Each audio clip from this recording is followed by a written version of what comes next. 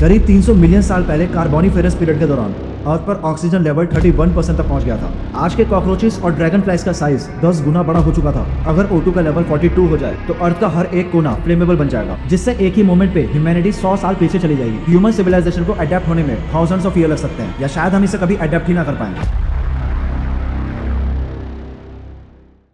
कुछ वक्त पहले हमने डिस्कस किया था अगर अर्थ के एटमॉस्फेयर में ऑक्सीजन डबल हो जाए तो उसके क्या कॉन्सिक्वेंसेज होंगे।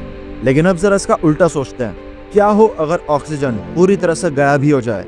ज्यादा समय के लिए नहीं, बस सिर्फ 5 सेकंड के लिए। अब सवाल यह है कि क्या तुम इन 5 सेकंड के लिए अपनी सांस रोककर खुद को बचा पाओगे?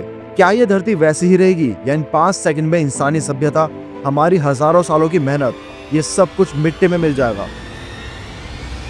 सोचकर देखो, तुम्हारी एक सांस लेने की कोशिश ही तुम्हारी मौत का कारण बन जाए। जब ऑक्सीजन गायब हो जाता है तो हवा में वैक्यूम बन जाता है, हमारे लंग्स कोलैप्स होने लगते हैं और कान फटने शुरू हो जाते हैं। हमारे लिए सांस लेना इम्पॉसिबल हो जाता है। कुछ ही पलों में बॉडी पैनिक मोड पे चली जाती है, दिमाग ब्लैंक हो जाता है और आंखों के सामने अंधेरा छा जाता है। पर हमें तो लगा था कि हम 5 सेकंड के लिए अपनी सांस रोक सकते हैं, लेकिन सर्वाइवल के लिए ये इतना काफी नहीं है।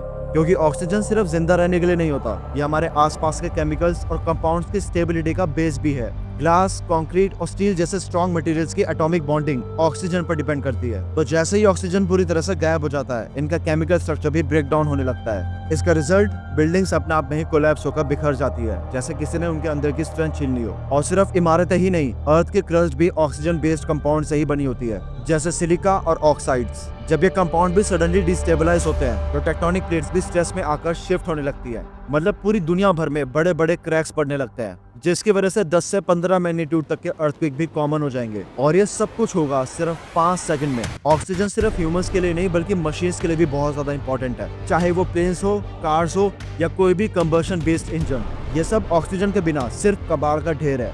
इंटरनल कंबशन इंजन जैसे कि तुम्हारी बाइक, कार या फिर ट्रक में होते हैं, ये फ्यूल जलाने के लिए ऑक्सीजन का यूज करते हैं, और बिना ऑक्सीजन के कंबशन इम्पॉसिबल है।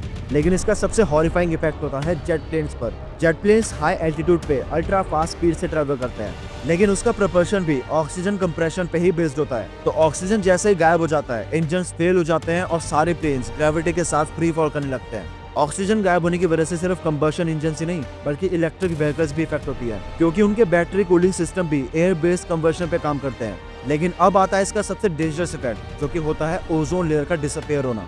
ओजोन यानी कि O3 बनता ही ऑक्सीजन यानी कि O2 से है, और जब ऑक्सीजन यानी कि O गायब हो जाता है तो ओजोन लेयर भी ब्रेक डाउन होने लगती है। अब ये ओजोन लेयर करती क्या है?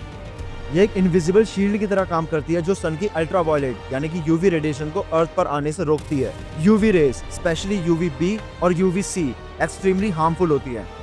ये तुम्हारी स्किन को जलाकर इंस्टेंट सनबर्न्स और सेलुलर DNA डैमेज तक दे सकती है। तो जैसे ही ओजोन लेयर वैनिश हो जाती है, यूवी रेज भी बिना किसी फिल्टर के डायरेक्ट तुम्हारे ऊपर गिरने लगती है। ह्यूमन स्किन तो इससे इफेक्ट होती ही है, लेकिन प्लांट्स के क्लोरोप्लास्ट, एनिमल्स के टिश्यूज और सी लाइफ सब वल्नरेबल हो जाते हैं। इवन 5 सेकंड का डायरेक्ट यूवी एक्सपोज भी बिलियंस ऑफ माइक्रोस्कोपिक ऑर्गेनिजम्स को खत्म कर सकता है, जो कि इकोसिस्टम का फाउंडेशन होते हैं।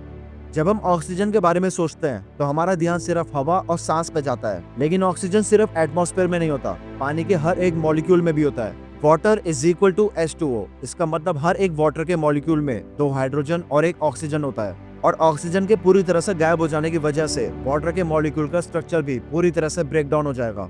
इसका रिजल्ट, पानी टेम्पररी वेपोराइज या डिसोसिएट भी हो सकता है। रिवर्स और लेक्स हवा में गैस बनकर डिसअपियर हो जाएंगे। एक्वेटिक लाइफ के लिए तो ये अपोकलिप्स जैसा मोमेंट होगा। फिशेस और मरीन ऑर्गेनिजम्स जो कि ऑक्सीजनेटेड वाटर में सर्वाइव करते हैं, वो तुरंत सफोकेट होकर मरने लग जाएंगे। और पानी के सडन डिसअपियर होने की वजह से एक और साइड इफेक्ट, प्रेशर इम्बैलेंस।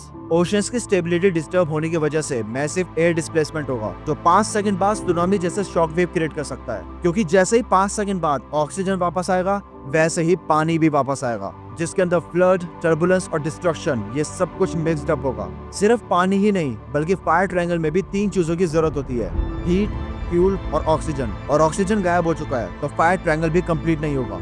दुनिया भर में जितनी भी फ्लेम जल रही है, वो इंस्टेंटली बुझ जाएंगी।